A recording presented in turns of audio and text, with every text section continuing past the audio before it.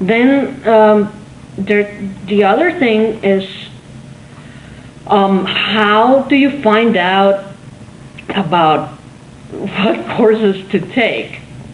There's one thing that's like your required program of study. You take methods classes, you take this, you take that. And then there's the whole of your electives. So how do you find out the really good ones? And how can you tell the really good ones from just those dog courses that you... Or just little things like how... It's hard to be a grad student. Yeah. You know, you're underpaid and you're overworked all the time. Nobody told me, for example, in my first year that I didn't have to read every single word in every single article that I was given in order to participate and get the most out of my classroom discussions when I was sitting in a seminar. Nobody told me that. So I'm like sitting there and I have 3 days to read a book that is like 500 pages of very dense material, and I'm going insane. And then eventually you come to realize,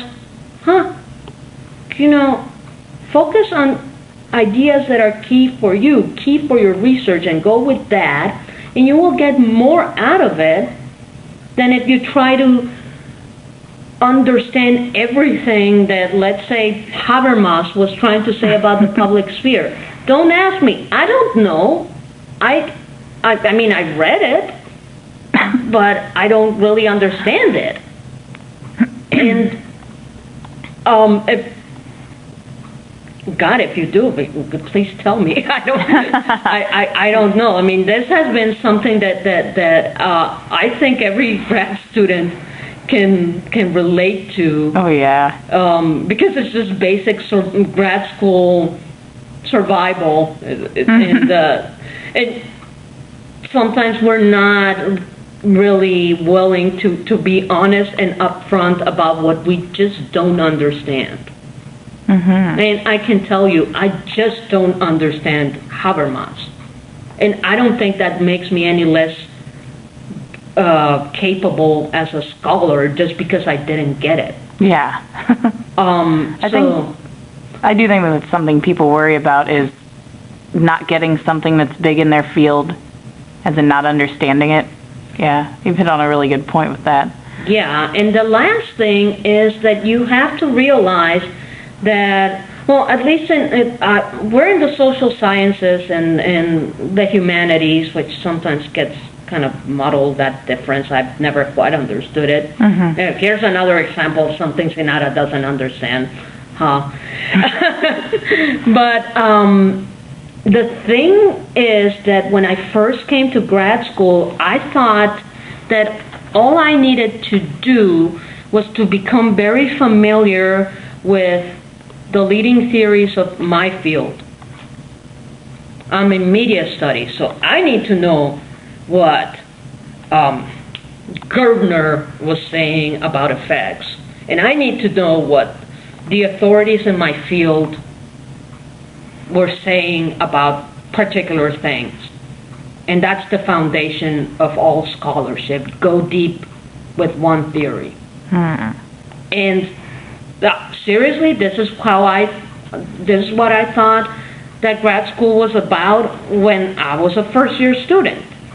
And then through classes and through just talking to your professors, you realize that it's more eclectic. I mean, I'm writing my dissertation and I'm putting in things from television studies, which is my direct field, combined with stuff from philosophy that I came across through a history class, and writings about pop culture that I found in Esquire magazine. In grad school, in some departments, that would be seen as, oh my God, what are you doing? But I think that if you realize that you can get a wealth of knowledge that will help explain how you view the world, that once you realize that, you really get a richer experience and you are a better rounded individual for it. So yeah, I am all for what I read this in an article that I was reading the other day. This author, Brian Ott, called it dirty theory. And it's not dirty because, it's not dirty because it's dirty. It's dirty because it's a mix. So that is one of the things that I have learned from this experience, that thank God that I ended up with people that are not torpedoing that view, that I have the opportunity to do the kind of scholarship that I want to do, which is definitely not what Mr. George Gerbner, God bless his soul, he's a great guy, but it's not what he would want. It's not what I expected when I was a first year. I mean, I think I have changed tremendously just by practicing and learning how to be a scholar. Yeah. That's all very amazing information. Thank you so much for being our first participant for the Get to Know Your GSS interviews. Stay tuned to our WordPress blog, our Facebook, our website, all that good stuff for all kinds of cool information. Any last words? Oh, good luck. God bless you.